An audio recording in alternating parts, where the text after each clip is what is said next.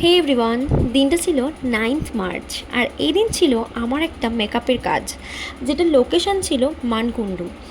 লোকেশনটা যেহেতু বেশ খানিকটা দূরে ছিল, তাই আমি বাড়ি থেকে বেরিয়ে পড়েছিলাম একটু আগেই। আর অনেক দিন পর নিজের কলেজের সামনে থেকে যেহেতু যাচ্ছিলাম, তাই একটা ছোট্ট ভিডিও ক্লিপ নিয়ে নিয়েছিলাম। এরপর আমি পৌঁছে গেলাম হাওড়া। আর হাওড়া ব্রিজের ওপর থেকে গঙ্গার এই সুন্দর ভিউটা দেখতে তো আমার জাস্ট অসাধারণ লাগে। আর তারপরেই আমি হাওড়া স্টেশন থেকে উঠে পড়েছিলাম ট্রেনে। আর ট্রেনে সেদিন ছিল ভীষণ রকমের একটা ভিড়। আর এই ভিড় সামলে আমি নেমে পড়লাম মানকুণ্ডু স্টেশনে। আর স্টেশন থেকে বেরিয়েই আমি একটা টোটোয় উঠে পড়ি। আর টোটো করেই আমি পৌঁছে যাই সেদিনের লোকেশনে।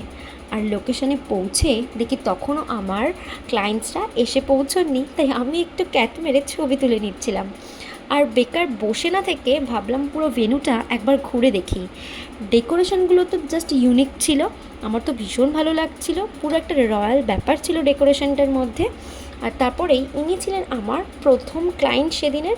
প্রথমেই আমি ওনার থেকে ওনার সমস্ত রিকোয়ারমেন্ট জেনে নিই। আর ওনার রিকোয়ারমেন্ট অনুযায়ী আমি ওনাকে ফুল লুকটা দিই সেদিন। আর লুকটা ওনার ভীষণ পছন্দও হয়েছিল।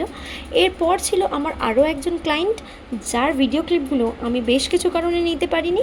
আর তারপরেই স্টেশনে পৌঁছে ট্রেনে উঠে পৌঁছে যাই হাওড়ায়। তখন রাত 11:30 বাজে। হাওড়া স্টেশন থেকে ক্যাব নিয়ে বাড়ির উদ্দেশ্যে রওনা দিই।